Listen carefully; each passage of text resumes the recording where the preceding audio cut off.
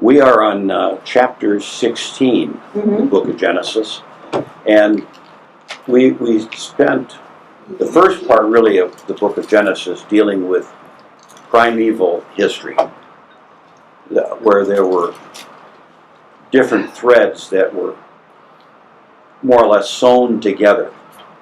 And now we are getting into more of the prehistory of the Jewish people, because we finally had the mention and some history on Abram, or Abraham, who is, for the Jews, the father of their faith. So we're going to go here to chapter 16, and most of this is in Yahweh's version, but there are a few inserts that are priestly, and I'll point those out as we get to them. All right, let's do 16. Now Sarai, Abram's wife, had borne him no children, but she had an Egyptian maidservant named Hagar. So she said to Abram, "The Lord has kept me from having children. Go sleep with my maidservant. Perhaps I can build a family through her." Abram agreed to what Sarai said. So after Abram had been living in Canaan 10 years, Sarai his wife took her Egyptian maidservant Hagar and gave her to her husband to be his wife. He slept with Hagar, and she conceived. When she knew she was pregnant, she began to despise her mistress. Then Sarai said to Abraham, "You are responsible for the wrong I am suffering. I put my servant in your arms, and now that she knows she is pregnant, she despises me. May the Lord judge between you and me." "Your servant is in your hands," Abram said. "Do with her whatever you think best." Then Sarai mistreated Hagar, so she fled from her. Okay, let's pause there for just a minute. This story that we're getting is the Yahweh version. When we get to chapter 21, we'll hear the Elohist version. So you got that to look forward to. That's a preview. Now, the verse 3 is a priestly insert. We already know about this issue, this problem, but the priestly is giving it a little bit more detail. That he dwelled in 10 years in the land of Canaan. Sarai, Abram's wife, took Hagar, the Egyptian, her maid, and gave her to Abram, her husband, as a wife. Now, I found it interesting as I looked at this. When you get down to chapter 6, it talks about, "May the Lord judge between me and you." Abram said to Sarah, "Behold, your maid is in your power. Do to her as you please." Then Sarai dealt harshly with her, and she fled. That act comes from the Code of Hammurabi. That, we haven't had a lot of detail about what are the laws and what are the rules so far. But here, this is really a reference to Hammurabi, which is the oldest codified law in creation, or at least in Western creation. So here we see the first example of someone saying, "This is what the law says you can do. You have control. It's yours." So now the next one, verse 7 is going to start with what does yours start with? The angel of the Lord found Hagar. Okay, anybody have something different than the angel of the Lord found Hagar? Mine just says found her by a spring of water in the wilderness. But who found her? Let's say the angel of the Lord. The angel of the Lord. Sometimes that's translated as angel. which is deceptive because for this time, an angel of the Lord could be a person. A person is being sent. So we have to be careful not to, because remember the Jews didn't believe in angels, especially back in this time. But it could have been somebody found her. I have heard it said, I don't know, that frequently when it said the angel of the Lord, it means the Lord. It's not an angel. Also, I don't know. No, the Lord is sending someone. Sending someone, okay. That that person doesn't necessarily have to have wings. Okay, well, yeah.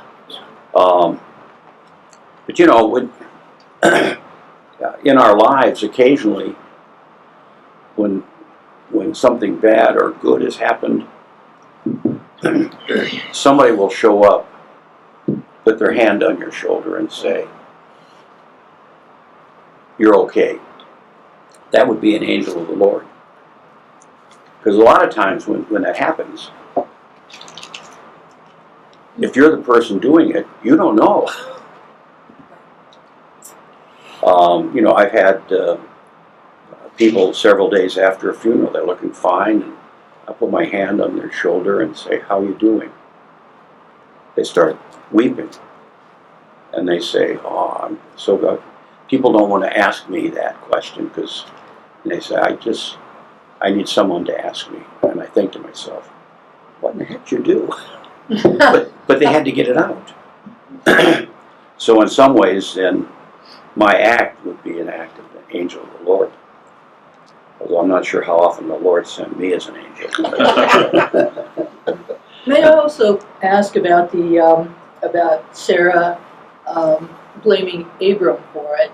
Mm-hmm. She's the one that it was her brilliant idea. Yes. She's blaming him. It's always the guy's fault. I'm glad we've established that. It's always the guy's fault. I thought maybe there was some nuance of the Code of Hammurabi that, gave her that. Yeah, it's always the guy's fault. Well, okay, it's a natural law. You're all societies, probably. Well, maybe he didn't give Sarah what she wanted when he was with Hagar. That could be the problem. What a mess. That's just a mess. Yeah. All of that passage. But now here you have Making it worse. a woman is barren, and barren women were not looked upon favorably Not in that day. within the Hebrew tradition, and certainly not then, because having a firstborn son is absolutely important. And, that carries all the way through to Henry VIII. He wanted to marry someone else so he could have a son, not a daughter. He had no idea how much more trouble a son is than a daughter. Well, that's the first I've heard of that. Heard the daughters were so much more alarming. No, not if you keep them in the basement. There are certain time periods there where it's challenging. Yes, that's right. Or when you have one of each and they each have a word that they call each other that you don't know what the word is and they won't tell you. Okay, anything else? That is a good point, though, that we shouldn't gloss over. That Abraham said to her, or she said to Abraham, I'll give you, He's still Abram here. Yeah. I'll give you my slave. And the slave conceives. I guess she kind of thought, well, he'll stop pestering me if he can't knock her up.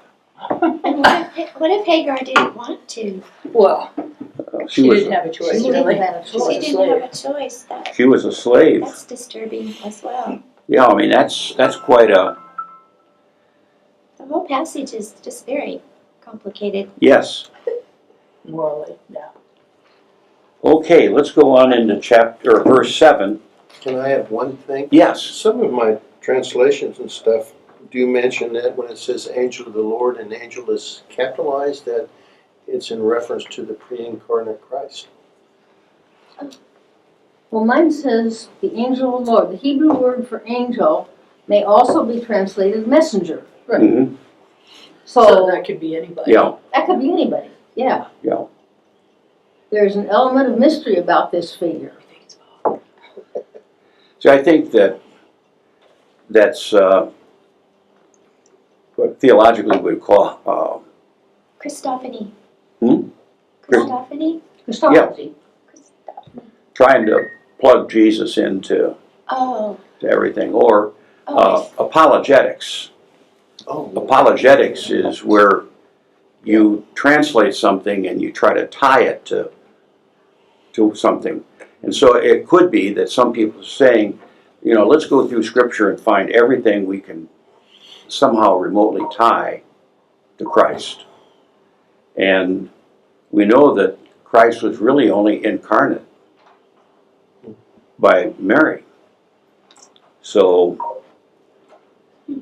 he would have obviously have been with God at that time, but I think messenger would be, because she's out in the wilderness, Well, and Hagar kind of precipitated what she got because she was lording it Arrogant about over it. yeah, Sarai because she was pregnant and Sarai wasn't. yeah, And that upset Sarai. yeah. I mean, she was a little bit of a in your face. Mm-hmm. You know, I could do what you couldn't do. So, but she finds out later. You know, Abraham's kind of a chicken here. I mean, he quivers and quakes before Pharaoh. He's scared of Sarah. You know, he's kind of a noodle. Very good point. Yeah, I mean, Isn't he the one that took his son to sacrifice him, you know, instead of speaking up, like some of the other yeah, characters in that time argued with God? but he did say when they got down to Egypt, Sarai, you're my sister. That's right. Another mess Yeah, that he. and He does it again, too. Yes. yeah, I mean he's He did manage to haul off a bunch of loot from Egypt out of it, though. yeah. Well, that's because they were afraid that the Lord is going to punish them, or their gods were going to punish them because For taking Sarah to wife yeah. under false And- circumstances. And again, I think that part of that stems from the Code of Hammurabi. You know, Could very well. so okay, Verse 7. The angel of the Lord found Hagar near a spring in the desert. It was the spring that is beside the road to Shur. And he said, Hagar, servant of Sarai, where have you come from, and where are you going? I am running away from my mistress Sarai, she answered. Then the angel of the Lord told her, Go back to your mistress and submit to her. The angel added, I will so increase your descendants that they will be too numerous to count. The angel of the Lord also said to her, You are now with child, and you will have a son. You shall name him Ishmael, for the Lord has heard of your misery. He will be a wild donkey of a man. His hand will be against everyone, and everyone's hand against him, and he will live in hostility toward all his brothers. She gave this name to the Lord who spoke to her, You are the God who sees me. For she said, I have now seen the one who sees me. That is why the well was called Beer Lahai Roi. It is still there between Kadesh and Bered. So Hagar bore Abram a son, and Abram gave him the name Ishmael, the name Ishmael to the son she had born. Abram was 86 years old when Hagar bore him Ishmael. you see a conflict there between the way the story was going, and then we get to 15. I mean, earlier she's taken off; she's gone somewhere else, and now the priestly writers say Hagar bore a son. Bore Abraham a son, and Abram called the name of his son, whom Hagar bore, Ishmael. Well, it said, The angel told her to go back. Yeah, he told her to go back. where did he tell her to go back? Oh, up here. Um, Return, verse 9, the angel of the Lord said to her, return to your mistress and submit to her. And mine says submit yourself to her authority. Yes. But the angel of the Lord said to her, behold, you are with child, and you shall bear a son, and you shall call his name Ishmael. Mhm. And then it says, Hagar bore Abram a son, and Abram called the name of his son, whom Hagar had bore, Ishmael. We got two different people naming the boy. Maybe the angel is whispering in two people's ears. Yeah. It Well, was usually the father that named children, wasn't it? It was usually the father that named children, wasn't it? well, yes, but in this angel of the Lord, this messenger, told her, you shall call his name Ishmael. Yeah, she probably told Abram. Well, we can't make excuses for why the priestly writer tells it different than Yeah. the Yahwist. I have a footnote that says Ishmael means God hears. Yes. Hagar's harsh treatment by Sarai had not gone unobserved by God. And God heard for Ishmael. He went out and started his own clan, and he pops up. The Ishmaelites pop up later on in Genesis, and I think he has 12 sons like Jacob. we'll find out. I'm sure the priestly writer is going to give us details on that. Starting at the age of 86, that's okay. Yeah. So, you're going to say? Well, my Bible says that Ishmael, he will be a wild donkey of a man. His hand will be against everyone, and everyone's hand will be against him. And he will live to the east. Yes. My translation said, he shall be a wild ass of a man. Mm-hmm. Which is, I mean, he was... It's a nuanced translation. Yeah, he was certainly not a nice guy, apparently. He was a troublemaker. The message says he will be a bucking bronco Yes. of a man. Well, he's all kinds of people, isn't he? He's a donkey, bucking bronco, So and is this where we get the tradition that the people from the east are the troublemakers for the Israelites in the future? Yeah. If that's where he goes. Yes, because Ishmael did buck what was going on in Israel. Now this chapter 17 is all priestly writing. So, When Abram was 99 years old, the Lord appeared to him and said, I am God Almighty. Walk before me and be blameless. I will confirm my covenant between me and you and will greatly increase your numbers. Abram fell face down, and God said to him, As for me, this is my covenant with you. You will be the father of many nations. No longer will you be called Abram. Your name will be Abraham. For I have made you a father of many nations. I will make you very fruitful. I will make nations of you, and kings will come from you. I will establish my covenant as an everlasting covenant between me and you and your descendants after you for generations to come, to be your God and the God of your descendants after you. The whole land of Canaan, where you are now an alien, I will give as an everlasting possession to you and your descendants after you, and I will be their God.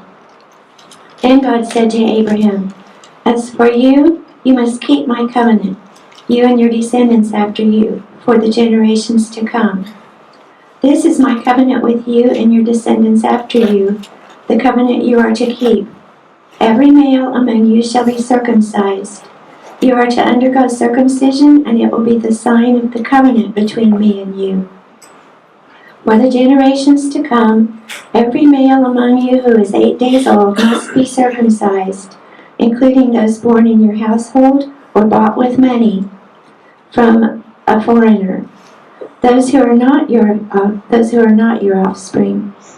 Whether born in your household or bought with your money, they must be circumcised. My covenant in your flesh is to be an everlasting covenant. Any uncircumcised male who has not been circumcised in the flesh will be cut off from his people. He has broken my covenant. God also said to Abraham, As for Sarai, your wife, you are no longer to call her Sarai. Her name will be Sarah. I will bless her and will surely give you a son by her. I will bless her so that she will be the mother of nations. Kings of people will come from her. Abraham fell face down. He laughed and said to himself, Will a son be born to a man 100 years old? Will Sarah bear a child at the age of 90? And Abraham said to God, If only Ishmael might live under your blessing. Then God said, Yes, but your wife Sarah will bear you a son, and you will call him Isaac. I will establish my covenant with him as an everlasting covenant for his descendants after him. And as for Ishmael, I have heard you. I will surely bless him. I will make him fruitful and will greatly increase his numbers. He will be the father of 12 rulers, and I will make him into a great nation. But my covenant I will establish with Isaac, whom Sarah will bear to you by this time next year. When he had finished speaking with Abraham, God went up from him. On that very day, Abraham took his son Ishmael and all those born in his household or bought with his money, every male in his household, and circumcised them, as God told him. Abraham was 99 years old when he was circumcised, and his son Ishmael was 13. Abraham and his son Ishmael were both circumcised on that same day. And every male in Abraham's household, including those born in his household or bought from a foreigner, was circumcised with him. Okay. Only one word, I think, describes that whole thing, and it's ouch. No wonder they made sure everybody after them got the same treatment. If they were in their 80s and 90s and they had to do that, by golly, everybody's going to get that. You see why that's priestly writing? Because it's establishing, the code. And, I'm not sure where God got this idea. I mean, I don't believe the Chinese, the Japanese, in their religion, the Indians, I'm not sure they ever came up with the idea of circumcision. But we hear this message from God, and it shows up again in the New Testament in Paul's writings. Because there were some people who said you had to be a Jew before you could be a Christian. And Paul's reply to that was to have a circumcision of the heart. That, it's not that you actually have to go through it. And Paul fought for this, even though he himself had been circumcised. And he had taken, he took with him on the journey, and he had him circumcised. So, A what? Oh, no, it's the New Testament. yeah, I think it was Timothy. Yeah, Timothy was traveling with them, and he said, you need to get circumcised too. But the Muslim faith also, these sacred books to them too. I mean, this Yes. is in their tradition as well. Yes, As the Jewish Israel. I mean, they were all the same peoples at one time. right. So, Muslims do, follow that. I have a footnote that says all the male members of Abraham's household are to be circumcised. The covenant is not about establishing racial purity, since males who are not Abraham's offspring are included, nor is it about social status. No distinction is drawn between those born in Abraham's household and those bought with money. Yeah. Whether they were born to him or they were slaves to him. Does anybody, I'm curious, have the line, as I'm reading it, so shall my covenant be in your flesh, an everlasting covenant? I mean, that's in verse 13. My covenant be in Mine your says, flesh. so shall my covenant be in your flesh, an everlasting covenant. Yeah, that's what mine says. And the circumcision of the heart is in faith in Christ, right?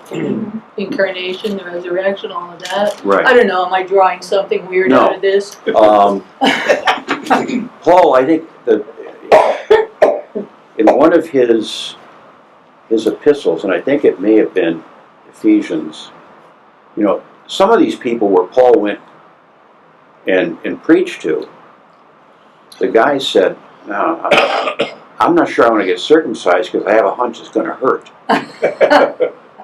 And Peter's message before he was converted was, you can't be a Christian unless you're a Jew first. And Paul said, no, there's a circumcision of the heart, where in your heart you accept this covenant. And, you know, that's why Christians have never promoted circumcision. And, I guess the important message there is if you have a son born, don't have him born in a Jewish hospital. Because they just automatically schedule it. But it's you can see where that's a sacrifice for the covenant. I mean, no one voluntarily, no one before Abraham's time said, what the heck, why don't we cut this foreskin off? And I mean, that wasn't something that people did. So now we have this covenant that's made with Abram, and his name is changed to Abraham. El Shaddai is the Hebrew word for Abraham, and exalted father. So when the Jews talk about Abraham as the father of their faith, that's why he's a big deal. That's why he's important. He's the father of the three faiths, Christianity, Jews, Yeah. and Muslims. Right. But at this time, he was the father. In fact, remember one time I went to a temple for a bar mitzvah, and it was kind of interesting. Around inside the sanctuary, they had inscribed names of famous Jews that are, like with us, if you go into a Roman Catholic church, they're going to have a statue of Joseph, a statue of Mary. The windows have all the saints. They'll have icons. They had Moses, all these. And the center was always Abraham. And so all of the people that they hold holy. But Abraham was El Primo. And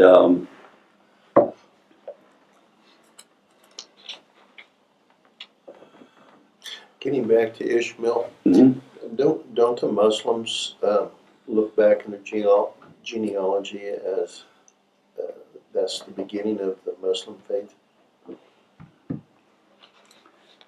not sure. I wouldn't be surprised. From what I've heard on the news and stuff, it's Muhammad.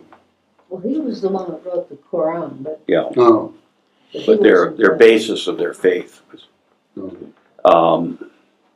I'm not sure. The only thing I'm sure about with Ishmael is he was trying to help the captain get that whale. And you already call him Ishmael. Yeah. We had a friend once when I was much, much younger that went to Saudi Arabia with her husband for like 13 or 15 years and lived amongst the Muslims. And of course, the Christian faith then was really underground. But when she came back, I remember her always emphasizing that point, that they always talked about Ishmael as the father of the Muslim faith. And it really just stuck with me. Why, I don't know, but that's what they always said. Well, Ishmael went to the east, And So that'd make Abraham. the Well, yeah, basis. I think the Temple Mount where they have the Al-Aqsa Mosque is because of Abraham, whether You're right. yeah, just where the would be sacrifice of Isaac would Yeah, have the been. I Temple don't know. Mount is contested. What? The Temple Mount Well, is yes, of contested, course. because all three but faiths it's claim it. everybody claims it as a special thing. In fact, I've never been to Jerusalem, but I understand, on one side is the temple, on the other side is a mosque, and no one wants to destroy the other one because they'll get destroyed. So it kind of fulfills the passage where they'll be against, Ishmael will be against everybody and everybody against him, Yes. I guess. Yeah, kind of. I think. Yeah. Let's see if we can get into 18. Now, 18 is all Yahwist. Okay. The Lord appeared to Abraham near the great trees of Mamre while he was sitting at the entrance to his tent in the heat of the day. Abraham looked up and saw 3 men standing nearby. When he saw them, he hurried from the entrance of his tent to meet them and bowed low to the ground. He said, "If I have found favor in your eyes, my Lord, do not pass your servant by. Let a little water be brought, and then you may all wash your feet and rest under this tree. Let me get excuse me. Let me get you something to eat so you can be refreshed, and then go on your way, now that you have come to your servant." "Very well," they answered. "Do as you say." So Abraham hurried into the tent to Sarah. "Quick," he said, "get 3 seahs of fine flour and knead it and bake some bread." Then he ran to the herd and selected a choice tender calf and gave it to a servant who hurried to prepare it. He then brought some curds and milk and the calf that had been prepared and set these before them. While they ate, he stood near them under a tree. Okay, let me pause just for a minute. He says to these guys, "Let me bring you some water, let me bring you some food." And what's the next thing he does? He goes in and he says, "Sarah, order up." And he says to the servant, "Go get the calf." I mean, All the time it must have taken. This wasn't a fast food place, then. no. Well, the calf would have taken a long time to prepare. Well, yes. I mean, especially if you want it cooked. Mm-hmm. Yeah. And apparently, they could have barbecued. Because there's nothing in here about pork. So they can get a cow. But anyway, I always, when I read that, I always think, this guy wants to be the big deal. Let's feed everybody. And he goes in and says, "Sarah, we need some bread, quick." And the servant, "Go get a calf, a good one." And then he goes back out and says to the guy, "I got your food coming." Okay. Did he get a big tip? Yeah. We'll find out. "Where is your wife Sarah?" they asked him. "There in the tent," he said. Then the Lord said, so I guess one of the 3 is the Lord. Okay, then the Lord said, "I will surely return to you about this time next year, and Sarah your wife will have a son."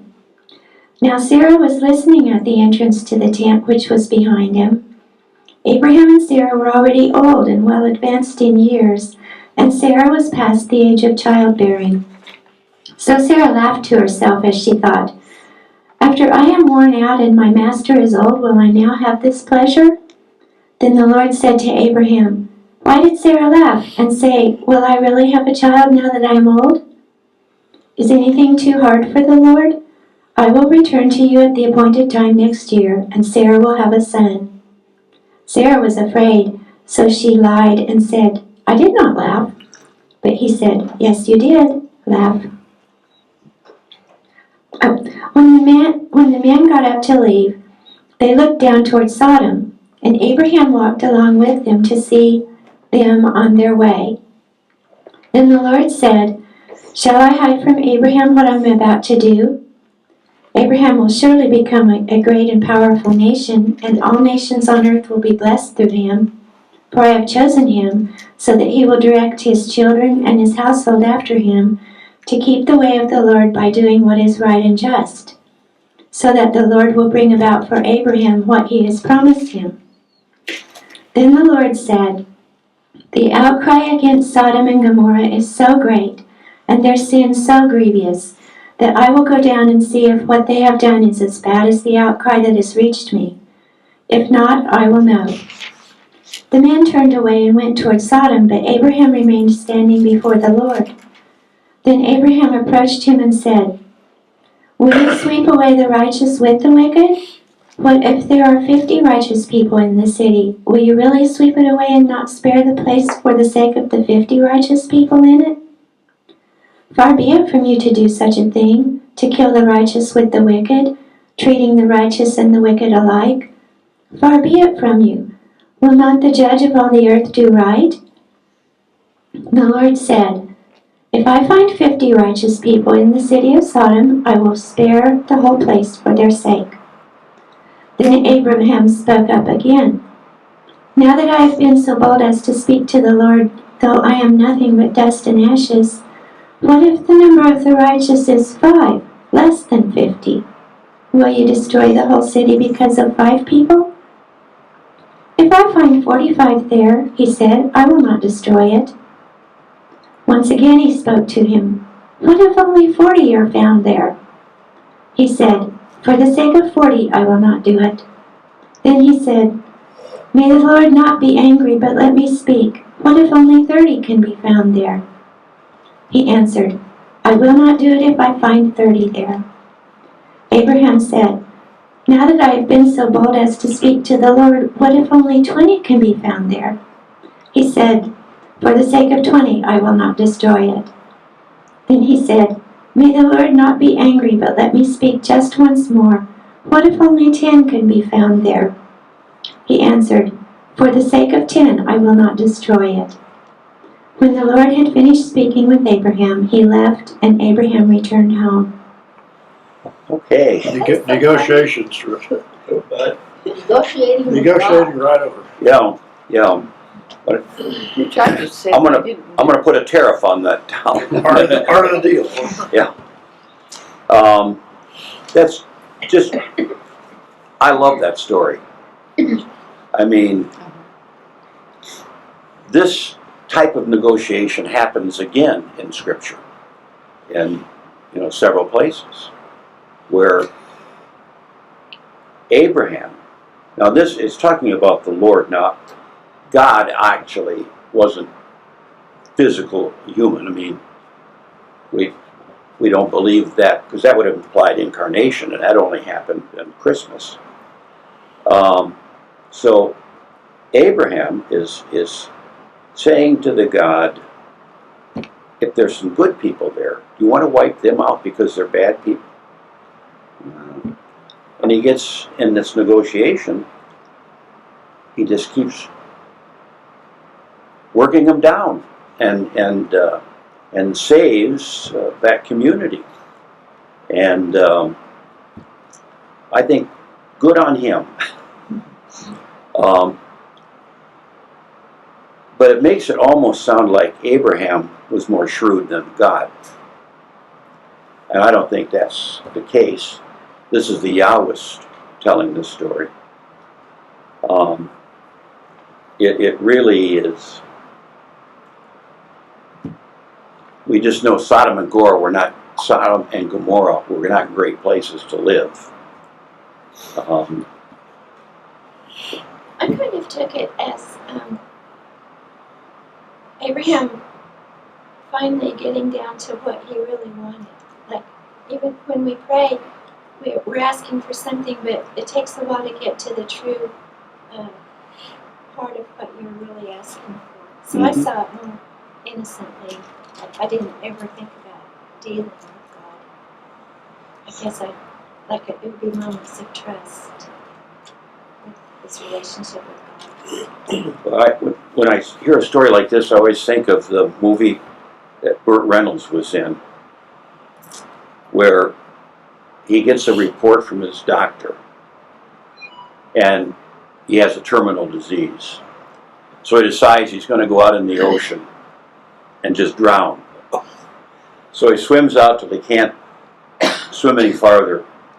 And the doctor shows up on the beach, and he yells out there, "The diagnosis is wrong. You're not going to die." So now, he's exhausted, and he starts swimming back, and he said, "God, if you get me back to the shore, I will tithe 10%. I will be in church every Sunday. I'll pray every day. I'll read the Bible." He gets a little bit closer. He said, "God, get me to shore. I'll tithe 5%." Right off the top. And I'll be to church regular. As he finally gets closer and closer, just before he walks up on the beach, he said, "I'll be there on Christmas and Easter, and I'll throw something in the plate." Negotiating with God to keep from drowning. When he thinks he's Safe, he's. yeah. It's how people respond. Now I have a marginal note here, and it comes on that passage at the beginning or earlier, 12 and 13, where Sarah laughs about having children. She says, "After I have grown old and my husband is old, shall I have pleasure?" Is that the word that you read? It says, "Will I now have this pleasure?" I didn't know if it meant childbirth or what. Well, Mine says pleasure too. yeah. The pleasure is sexual pleasure and the fruitful pleasure of bearing a child. So, that's kind of a nail in the coffin for the Roman Catholics who say you only have sex to have a child. That there's a pleasure associated with that. So I always found that interesting because, how old is Sarah? She's 100 years. She's 99. And yeah. So anyway, I thought I would just share that with you. So I have a question. Do you or we not believe in a pre-incarnate Christ appearing on earth? Before Christmas, Like this, I have always been taught that this is Jesus Christ appearing as human, but not in the human form of humanity, like, Not in an actual born body, yeah. just I've the been taught that appearance of humanity. there's lots of appearances of Christ before that. that could be. I would. I didn't know that there was a belief that wasn't true. That's why I'm asking. There's a lot of places where God is present. I don't know whether we can ascribe that to being Christ Yeah. at that point. God makes His presence known in lots of ways. But taking on a human form. See, I think that's where that message or messenger of angel of the Lord, that somebody, God has put this in their heart, but I have a hard time seeing that as Christ, because to me, Christ was there at the beginning, as The Trinity 1 John tells us. In the beginning was the Word, and the Word was with God. The Word became God. But I don't see this. I'm not saying it's wrong to say that's Jesus. Again, I think that's when we talk about apologetics. It could be, there are a lot of places where we can say this was Jesus. But I would say this is God's messenger. That somebody else was there. So I would not say you're wrong until you leave. The rest of us will. The rest of us will have a chuckle. So now I'm going to think, well, why have I never not heard that view before? I have a sheltered scriptural Yeah. basis. I think that's just a more literal view maybe than the extravagant extrapolation of this messenger into something else. But I have heard it too. I was familiar with that. Sure. Yeah. Abraham knew Lot was over there in Sodom and Gomorrah, you know? Yeah. So I kind of think he had a little personal interest in making sure God would at least leave some just. Yeah. I mean, we all feel that way with our family in a different town. There's a tragedy.